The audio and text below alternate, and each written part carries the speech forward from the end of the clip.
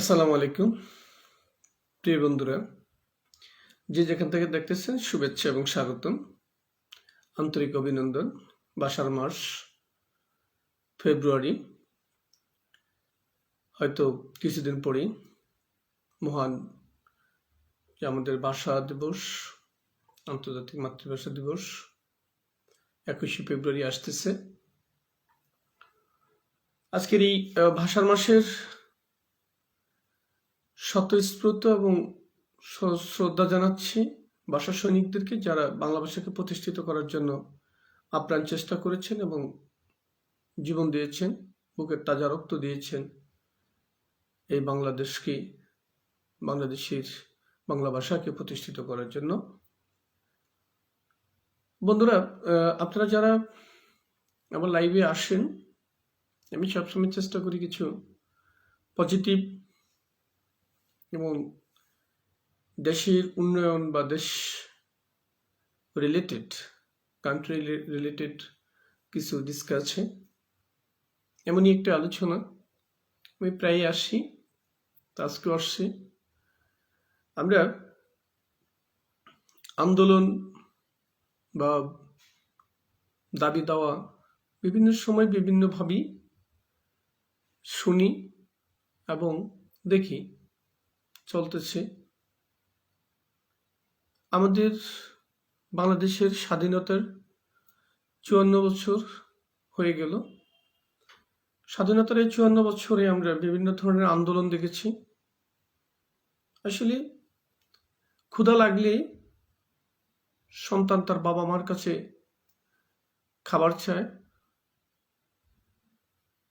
ছোট শিশুটা যেটা বাচ্চা ক্ষুধা লাগলে চিৎকার করে মায়ের কাছে একটু দুধ খাওয়ার জন্য।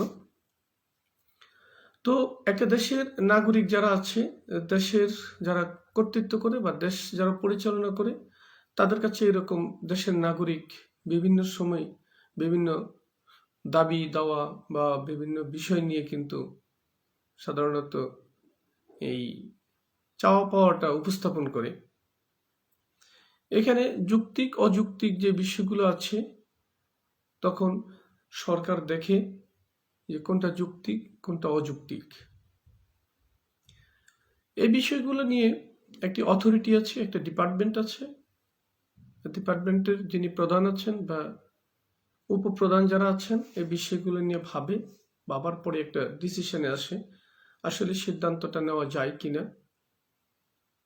আমরা স্বাধীনতার পর থেকে প্রত্যেকটা ক্ষেত্রে কিন্তু সেরকমই দেখেছি। স্বাধীনতার প্রত্যেকটা স্টেপে আমরা যেমন আমাদের ভাষা বিশ্ব দরবারে যখন আবদার করেছি, তখন আমরা ভাষা আমাদের ছিনিয়ে নিয়ে আসছি। আবার দেশে যারা স্বাধীনতার পরে নাগরিক, যারা আমরা দেশের নাগরিক যাদেরকে বলি, দেশ পরিচালনা করে, তাদের কাছে আমরা কিন্তু বিভিন্ন দাবি দাওয়া কিন্তু উপস্থাপন করি। সবচেয়ে বাংলাদেশের মৌলিক যে চাহিদা, মানুষের যে মৌলিক যে চাহিদা, এই চাহিদার মধ্যে খাদ্য, বস্ত্র, বাসস্থান, চিকিৎসা এবং শিক্ষা। তো শিক্ষা মানে এখানে দেখেন, চিকিৎসার একটা অংশ মেডস, মেডিকেল অ্যাসিস্ট্যান্ট যেটাকে বলা হয় থাকে, এই মেডস সাধারণত বিশ্বে মানে বাংলাদেশের মুক্তিযুদ্ধের সময় যখন মুক্তিযোদ্ধারা যখন আহত হয়েছে এবং বিভিন্নভাবে ক্ষতিগ্রস্ত হয়েছিল, তখন এই মেডসের আবির্ভূত হয়েছিল, যে সাধারণ যে সকল মানুষেরা আহত হয় তাদেরকে চিকিৎসা সেবা প্রদান করার জন্য এই মেডস তৈরি করা হয়েছে। মেডসের মূল ভূমিকা হলো যে ডাক্তারদেরকে সহযোগিতা করা, এবং ডাক্তাররা সাধারণত দেখা গেছে একটা মেডিকেলে বা একটা এরিয়াতে যথাযথভাবে এমবিবিএস ডাক্তারের সংখ্যা খুবই কম। তো সেই ক্ষেত্রে এই যারা সাধারণত মেডসের থেকে পাশ করে, তারা সেখানে এই স্বাস্থ্য সেবাটা প্রদান করে থাকে। এটা আমরা স্বাধীনতার পর থেকে আমরা দেখেছি, এভাবে চলে আসছে। মেডস এক সময় অতটা মানে আলোচনা বা পর্যালোচনা ছিল না, কিন্তু আমরা দেখেছি এটা 2000-এর পর থেকে 2000 পর থেকে কিন্তু এই ম্যাথসের আলোচনা এবং পর্যালোচনাটা ব্যাপকভাবে হয়েছে। যেমন ম্যাথস একসময় মানুষ বুঝতেই না ম্যাথসটা কি, কিন্তু এখন বুঝতেছে। আসলে যারা সাধারণত এমবিবিএস এ চান্স পায় না বা এমবিবিএস এ চান্স পাওয়ার মতন, তারা সাধারণত এই ম্যাথসের লেখাপড়া করে 4 বছর এখানে কোর্স করে, 4 বছর কোর্স করার পরে আবার ইন্টার্নি করে, এই যে একটা লং টাইম মেডিকেলের যে স্টাডিটা করার পরে এদের ডিসিশন দেওয়ার জন্য এদেরকে মানে চাকরি ক্ষেত্রে দেওয়া বা স্বাস্থ্যসেবায় প্রদান করা, সেই ব্যাপারে কিন্তু সাধারণত সরকার একটা ডিসিশন নিবে। এইভাবে সাধারণত এটা সিদ্ধান্ত হবে। কিন্তু স্বাধীনতার পর থেকে কিন্তু এই ম্যাথস স্বাস্থ্যসেবায় বিশেষ ভূমিকা পালন করে আসছে, বিশেষ করে এমবিবিএসদের সাথে। কিন্তু তারা সেই সুবিধাটা পায়নি। কোন সুবিধাটা? বিশেষ করে চাকরির ক্ষেত্রে তাদেরকে অনেক দূরে বৈষম্যের ভিতরে রাখা হয়েছে। তারা চাকরি করবে, তাদের একটা ভবিষ্যৎ আছে, তারা এখানে লেখাপড়া করে, লেখাপড়ার মূল লক্ষ্য উদ্দেশ্য থাকে একটা চাকরি করা। এটা যে যাই বলুক না কেন, আমরা অনেকেই কিন্তু আবেগের ঠেলায় বলি যে লেখাপড়া শুধু আমরা জানতেই বা আমরা মানে সভ্য হওয়ার জন্য আমরা লেখাপড়া করি, এটা কিন্তু আমরা আবেগের ঠেলায় বলি।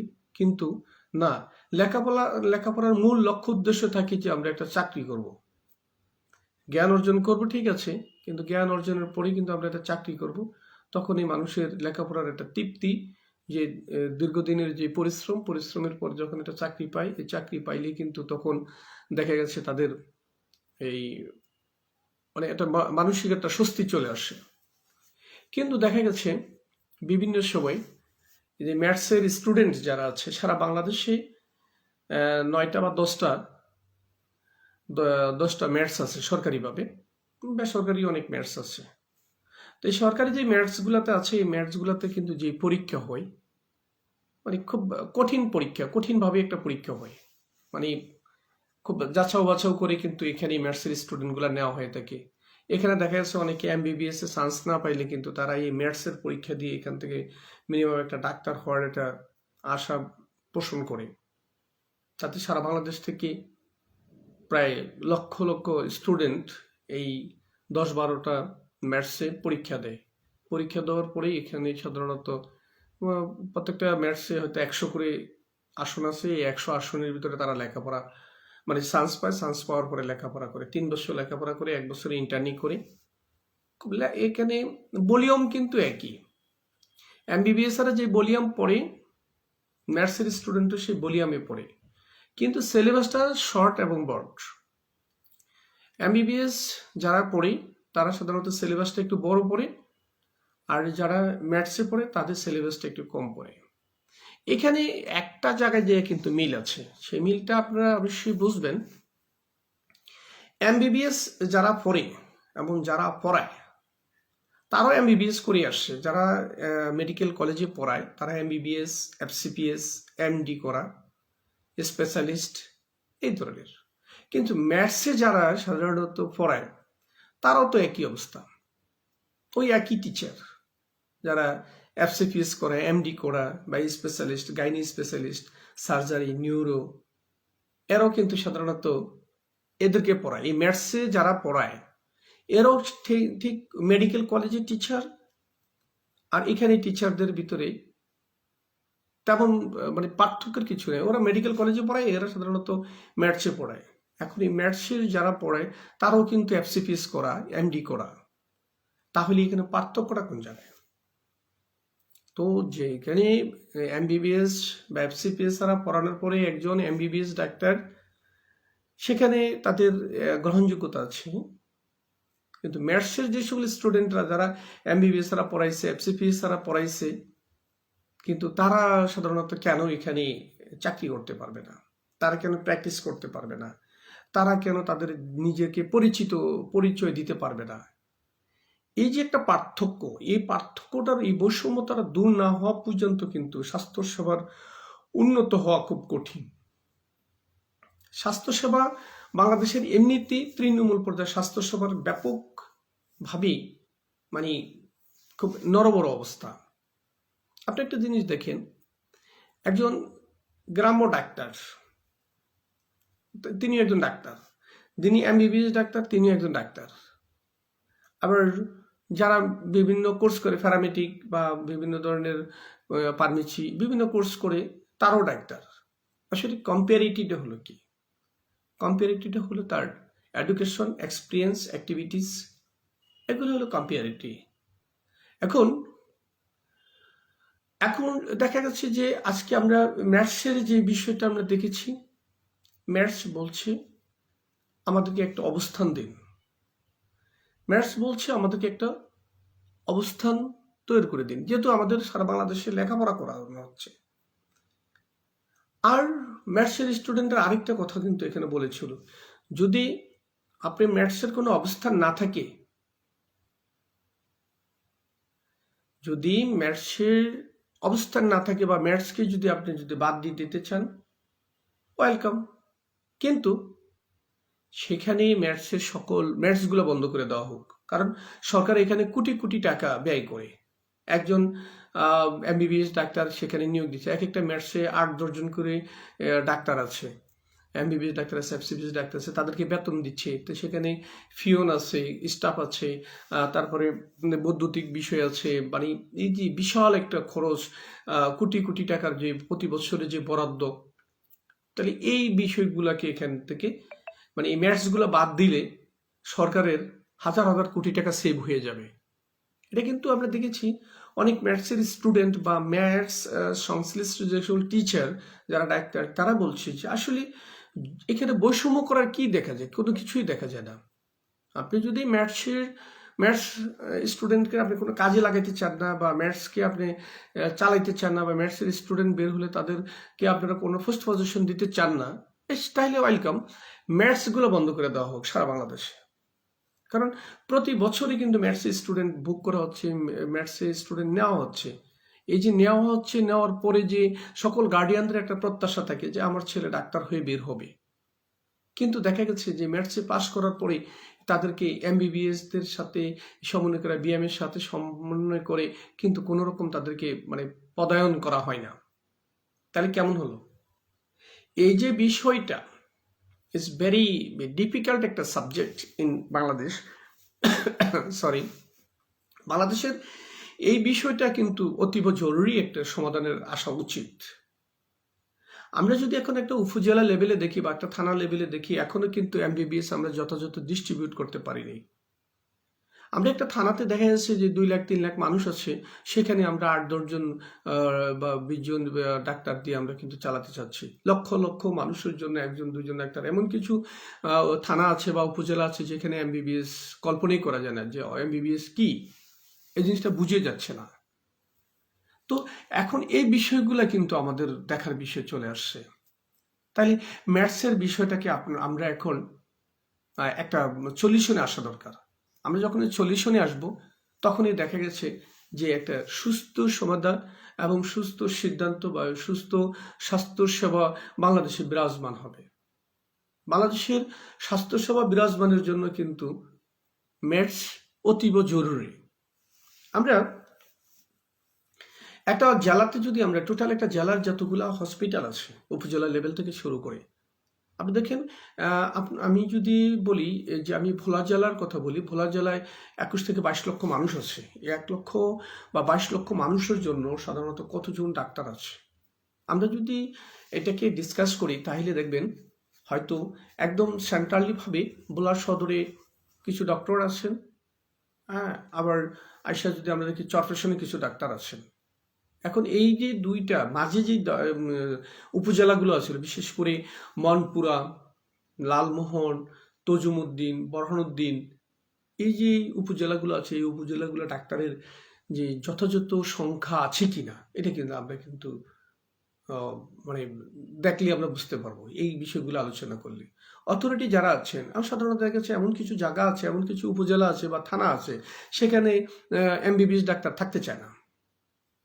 এর মূল কারণটা হলো একজন এমবিবিএস ডাক্তারের যে স্ট্যাটাস মেনটেন করে ওঠে সে, যেভাবে সে নিজে গঠন করে ওঠে তাহলে এখন ফ্যামিলিতে যে সকল তার পরবর্তী যে জেনারেশন আসে সেই জেনারেশনকে তারা এস্টাবলিশ করার জন্য সাধারণত তারা লোকাল পর্যায়ে থাকতে চায় না, বলে যে লোকাল পর্যায়ে আমাদের ভালো স্কুল নাই, ভালো কলেজ নাই, ভালো পরিবেশ নাই, ওই বাচ্চাগুলোকে বড় করা যাবে না, ভালো কিছু করা যাবে না। তখন তারা করে কি, তখন সেন্ট্রালি অর্থাৎ সিটি লেভেলে কিন্তু ধাবিত হয়, তাদের ফ্যামিলি থাকে সিটি লেভেলে।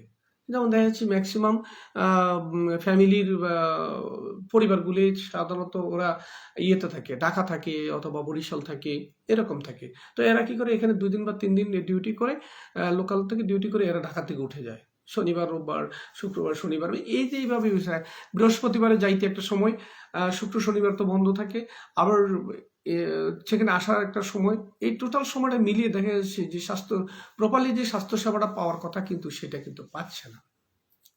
তো সেই ক্ষেত্রে যদি এখানে যদি আমরা ম্যাথসের স্টুডেন্টদেরকে সংযোগ করি তাহলে আমাদের ক্ষতি কোন জায়গায়? ম্যাথসের স্টুডেন্টদেরকে যদি আমরা এখানে বসাইতে পারি, তাদের কাছ থেকে আমরা স্বাস্থ্যসেবা নিতে পারি, এরা সাধারণত এখানে সংযুক্ত হতে পারে। আমরা বাংলাদেশের স্বাস্থ্যসেবা ক্ষেত্রে যদি একটু আলোচনায় আসেন তাহলে দেখবেন বড় বড় হসপিটালগুলোর সার্জারি বিভাগে, প্রাইভেট যেই হসপিটালগুলো আছে সেগুলোর সার্জারি বিভাগে ম্যাথসের বহু স্টুডেন্টরা কিন্তু ভালো ভালো ওটি কাজ করে। তো তারা যদি সেখানে ওটি কাজ করতে, তাহলে গভর্নমেন্টের এখানে বিষয়টা কোন জায়গায়? গভর্নমেন্ট কেন তাদেরকে অ্যালাউ করতেছে না? এটা দেখা যাচ্ছে আমরা বিগত সরকারের আমলে কিন্তু এইখানে একটা বিশাল ঘাবলা রেখে গেছে। বিগত সরকার এই বিষয়ে কিন্তু কোনো সিদ্ধান্ত পরিপূর্ণভাবে দিতে পারে নাই।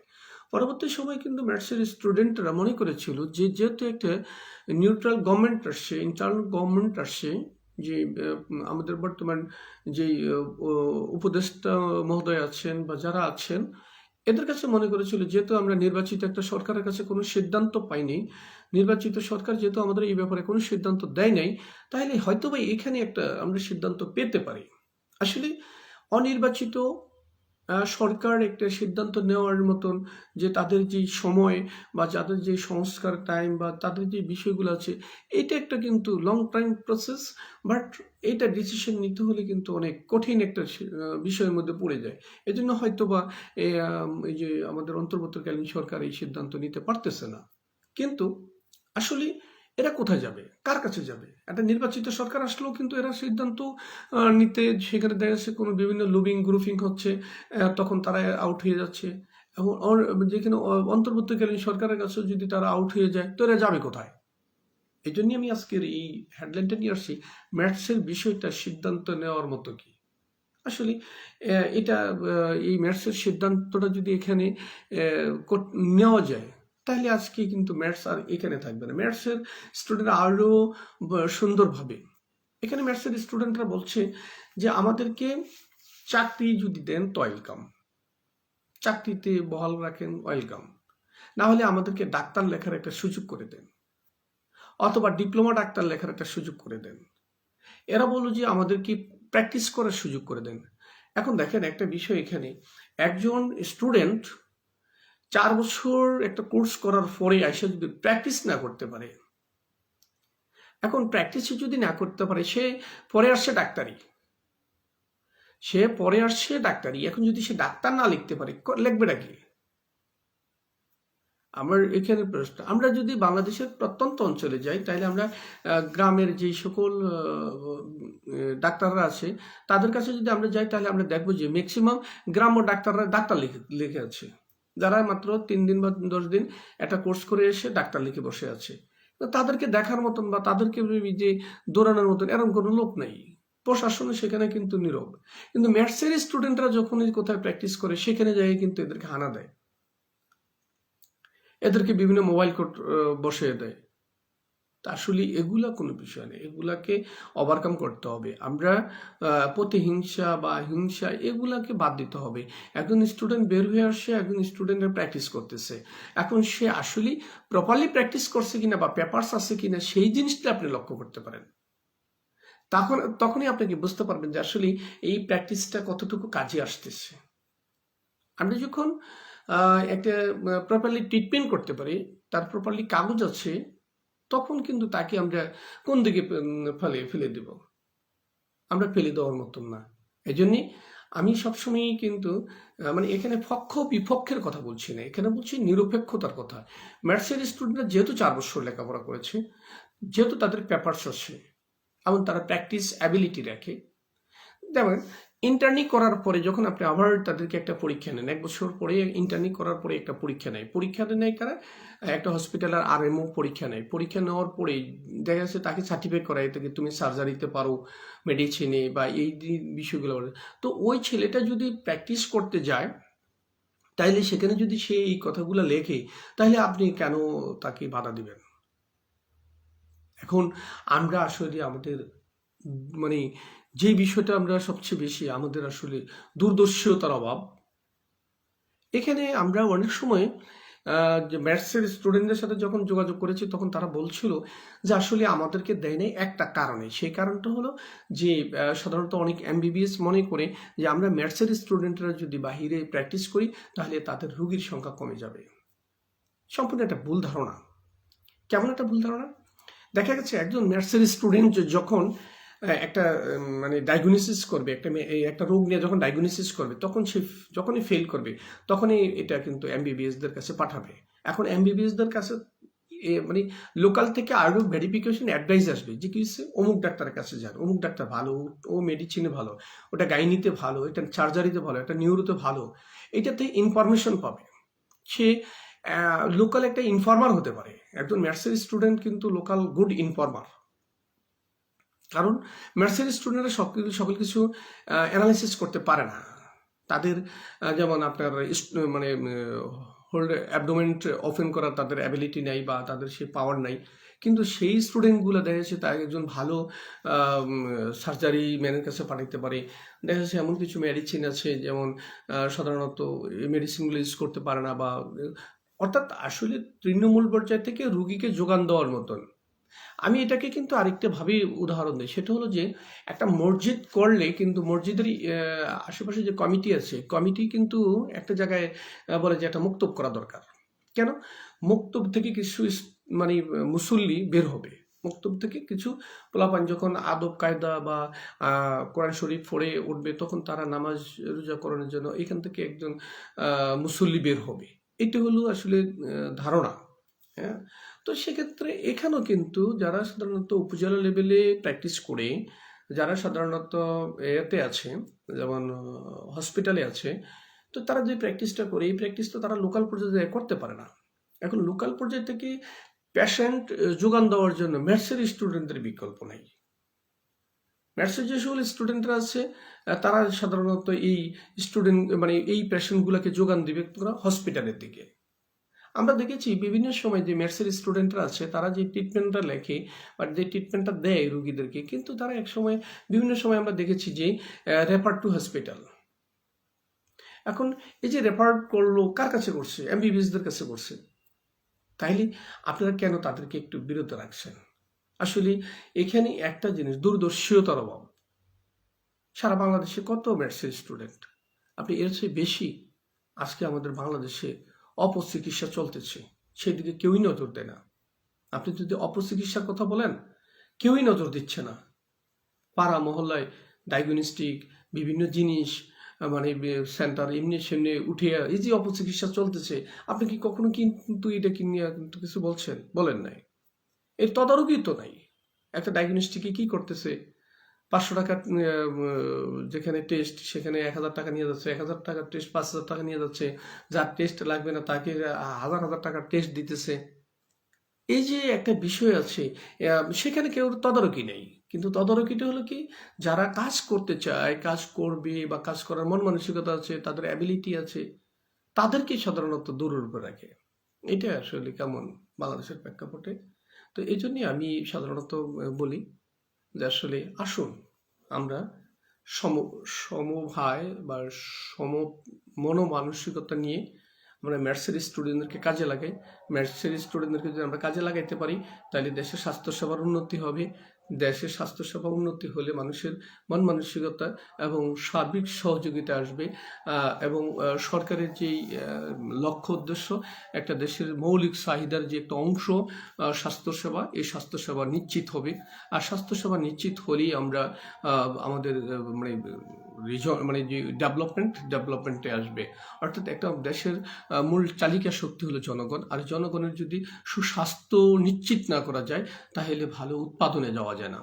ও ভালো উৎপাদন করতে হলে ভালো স্বাস্থ্যের লোক লাগবে, সুস্বাস্থ্য এবং নিরাপদ স্বাস্থ্যের লোক লাগবে। এখন এই নিরাপদ স্বাস্থ্য কোথায়? এখন আপনারা দেখেন প্রতি বছরে কিন্তু লক্ষ লক্ষ মানুষ ক্যান্সারে আক্রান্ত হচ্ছে, বিভিন্ন রোগে আক্রান্ত হচ্ছে, কিডনিতে আক্রান্ত হচ্ছে। এগুলোর একমাত্র কারণ হলো অসচেতন ট্রিটমেন্টের কারণে। গ্রাম্য পর্যায়ে সাধারণত অসচেতনভাবে ট্রিটমেন্ট করা হচ্ছে। যারা সাধারণত দেখা যাচ্ছে গ্রাম্য ডাক্তার, তারা হায়ার অ্যান্টিবায়োটিকগুলো ইউজ করতেছে, কিন্তু এগুলো দেখার মতন কেউ নেই। কোটি কোটি টাকার হায়ার অ্যান্টিবায়োটিক বাংলাদেশে চলতেছে, এটা দেখার কেউই নেই। কিন্তু এখন এই দেখা না দেখার মধ্যে মাঝে দিয়ে জাতাকলে পড়ে গেছে এখন ম্যাথসের স্টুডেন্টরা।